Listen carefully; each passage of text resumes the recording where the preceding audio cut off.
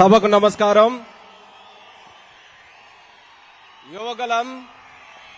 యువగలం నవశకం కార్యక్రమానికి వేదికను అలంకరించినటువంటి అతిరథ మహారథులు, తెలుగుదేశం పార్టీ, జనసేన పార్టీ నుంచి కథలు వచ్చినటువంటి నాయకులు, జన సముద్రంలాగా మారించినటువంటి మా యొక్క కార్యకర్త సోదర సోదరీమణులు, మన తెలుగు మహిళలు, వీర మహిళలు, ఉత్తరాంధ్ర నుంచి కథలు వచ్చినటువంటి ప్రతి ఒక్క సోదర సోదరిమణికి కూడా స్వాగతం సుస్వాగతం పలుకుతూ ఈ యొక్క సభా మందిరం మీ అందరి కోసం ఎదురు చూస్తుంది. మరి ఈ రోజు మనం జరుపుకుంటున్నటువంటి కార్యక్రమం మన ఉత్తరాంధ్ర ప్రాంతంలో మనం జరిపించుకోవడం మన అందరం చేసుకున్నటువంటి అదృష్టం. ఉద్యమాల పురిటిగడ్డగా ఉన్నటువంటి ఉత్తరాంధ్రలో దేశ రాజకీయ చరిత్రలో ఒక ఘట్టంగా మిగిలిపోయేటటువంటి కార్యక్రమమే ఈ యువగలం నవశకం కార్యక్రమం అనేది మీ అందరికీ కూడా తెలియజేసుకుంటున్నాను. ఎక్కడ మొదలైంది యువగలం?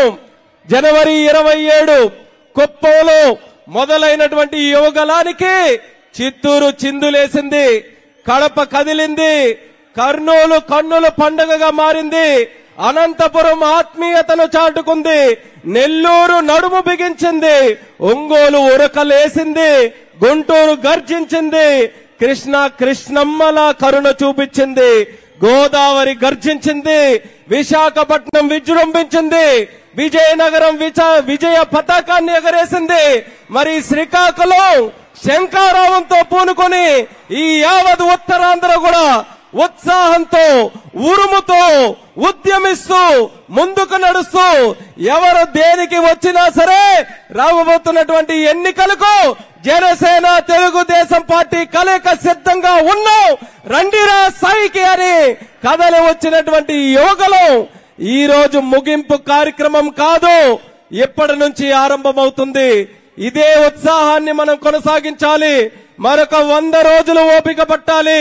100 రోజులు ఈ యొక్క ఉత్సాహాన్ని మనం కొనసాగిస్తే 100 రోజుల్లో మన తెలుగుదేశం పార్టీ జనసేన ప్రభుత్వం మళ్ళీ మనం అందరం కూడా చూడబోతున్నాం.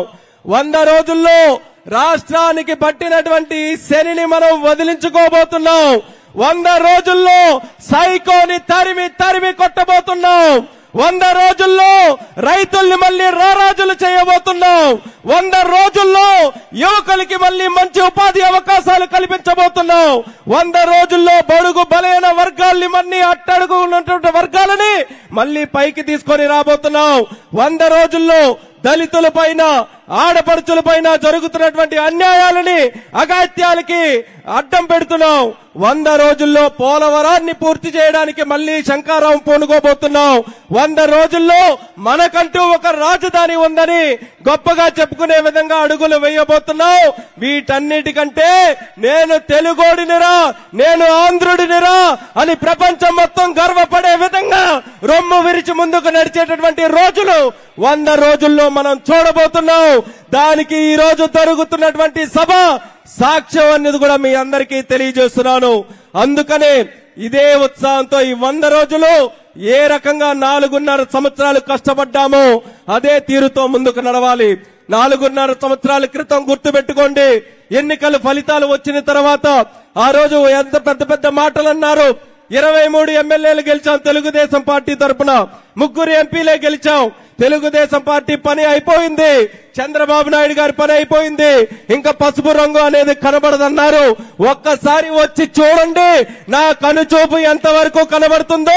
తెలుగుదేశం పార్టీ పసుపు రంగు జనసేన పార్టీ కార్యకర్తలు కనబడుతున్నారంటే 4.5 సంవత్సరాల్లో ఈ ప్రభుత్వం, ఈ దుర్మార్గుడు, ఈ జగన్మోహన్ రెడ్డి మనకి ఎన్ని ఇబ్బందులు పెట్టినా సరే గుండె ధైర్యంతో ముందుకు నడిచాం తప్పితే ఏ ఒక్కరం కూడా వెనకడుగు వెయ్యలేదు.